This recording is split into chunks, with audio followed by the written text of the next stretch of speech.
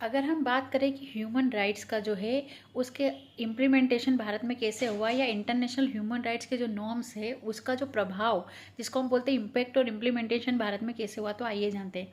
तो human rights की अगर हम हिस्ट्री देखें तो स्टार्ट होती है रोमन से, फिर ग्रीक से, फिर मैग्ना कार्टा आता है, फिर फ्रांस की क्रांति होती है, और इस तरह से 1948 में हम उसको क्या करते हैं, जनरल असेंबली जो है यूएन की, यूनाइटेड नेशन की जनरल असेंबली एक ह्यूमन राइट मतलब ह्यूमन राइट एक्ट लाती है, मतलब डिक्लेरेशन ऑफ ह्यूमन राइट करती है 1948 में। उसके बाद भारत में इसका इम्प्लीमेंटेशन ऐसा होता है कि 1993 में हम ह्यूमन राइट एक्ट लेके आते हैं। तो इतने साल क्यों लग गए? इतने साल इसलिए लग गए क्योंकि हम उस ट्रीटी के जो मेंबर तो थे, लेकिन हम अपनी उस ह्यूमन राइट्स को एज इट इज़ इम्प्लीमेंट नहीं कर पाते, क्योंकि हमारे यहाँ विभिन्न धर्म जाति सारे लोग हैं, तो हमको उसको अपने अकॉर्डिंग जो है उस नॉर्म्स को लेना था।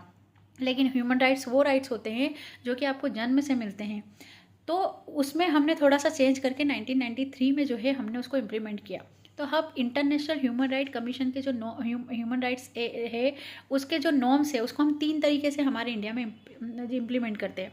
नंबर 1, एक हम जब लॉ बनाते हैं तब, दूसरा हम जब पॉलिसी बनाते हैं तब, और तीसरा हमने उसको अपने कॉन्स्टिट्यूशन में स्थान दिया। तो कॉन्स्टिट्यूशन में कैसे दिया? अगर हम देखें फंडामेंटल राइट्स में हमने ह्यूमन राइट्स बहुत सारे डाले, जो बच गए थे उनको हमने डाले हैं डीपीएसपी में। उसके बाद जब भी हम कोई पॉलिसी बनाते हैं तो हम ध्यान में रखते हैं ह्यूमन राइट्स को।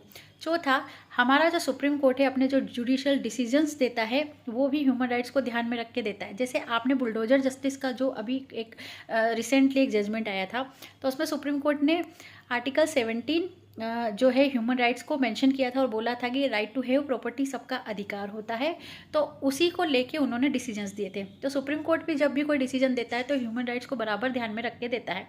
कॉन्स्टिट्यूशन डीपीएसपी में बताई चुकी हूँ। चौथी चीज़ जो है इंपॉर्टेंट है वो ये है कि अगर इंटरनेशनल ट्रीटीज़ या कन्वेंशन कोई होता है, हम साइन करते हैं या कन्वेंशंस करते हैं, तो वहाँ पर भी हम जो है ह्यूमन राइट्स को ध्यान में रखते हैं।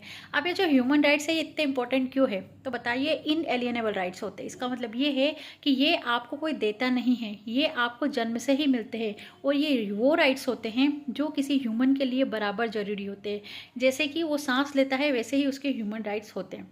तो इस तरह से हम इंटरनेशनल जो ह्यूमन राइट्स है उसके जो नॉर्म्स है उसको हम इन 3-4 तरीक़ों से अपनी कंट्री में जो है एप्लीकेबल करते हैं, और इनका जो है ध्यान कौन रखता है? Supreme court. इसके बाद हमने जब एक्ट बनाया तो हमने कमीशंस भी बनाए, तो ह्यूमन राइट्स कमीशन भी बनाए, हमने हॉटलाइंस भी बनाए। तो इस तरह से हम उसको इम्प्लीमेंटेशन करते हैं, और उसका इम्पेक्ट ये पड़ा कि बहुत सारे हमारे यहाँ जो ह्यूमन राइट्स वायलेट होते हैं वो अब कम हुए हैं। Thank you so much.